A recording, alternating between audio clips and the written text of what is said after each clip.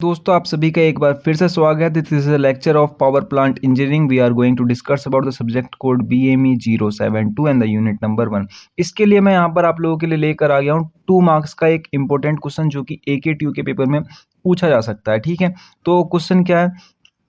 Question है कि conventional source और नॉन कन्वेंशनल सोर्स के एनर्जी सोर्स क्या क्या होते हैं। ठीक है, एनर्जी सोर्स होती है एक तो नॉन कन्वेंशनल होती है और दूसरी कन्वेंशनल होती है। तो यहाँ पर मैंने कुछ एग्जांपल्स लिख रखे हैं, आप चाहो तो देख सकते हो ना। ये कुछ एग्जांपल्स मैंने लिख रखे हैं।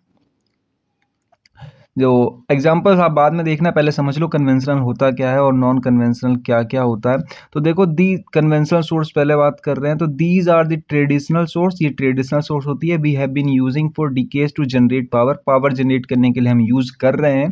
इनको एक और नाम से जाना जाता है non renewable source and will be deplete over time. मतलब एक टाइम के बाद ये खत्म हो जाने वाले हैं। ठीक है, और इसके कुछ ड्रॉबैक्स देखोगे तो इनमें हाई पोल्यूशन होता है, कॉस्ट ऑफ फ्यूल इसकी हाई होती है, एंड लिमिटेशन एबिलिटी जो होती है, यानी कि लिमिट होती है कि कोल हम इतना यूज कर सकते हैं, लिमिटेड होती हैं ये, एंड इन्वायरमेंट इम्पैक्ट इनका हाई होता है। ठीक है, ऑन द अदर हैंड हम बात करें कि अगर नॉन कन्वेंशनल एनर्जी सोर्स क्या होती है, तो इनको रिन्यूएबल नाम से भी जाना जाता है। पेपर में कंफ्यूज करने के लिए पूछ लिया जाता है।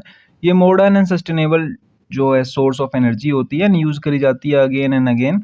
दे कॉस्ट टू लिटिल प्रोड्यूसन, बहुत कम पॉल्यूशन इससे जनरेट होती है और फ्यूचर के लिए ग्रीन एनर्जी मानी जाती है। ठीक है, रिन्यूएबल होती है, बार बार यूज कर सकते हैं, इको फ्रेंडली होती है, लो रनिंग कॉस्ट ऑफर सेटअप। एक बार लगाने के बाद इसकी जो कॉस्ट आती है रनिंग करने की वो बहुत कम आती है। तो ये क्वेश्चन 2 मार्क्स के लिए इंपॉर्टेंट था। अगर आप इसी तरीके के लेक्चर देखना चाहते हो तो चैनल को सब्सक्राइब कर लो फटाफट से।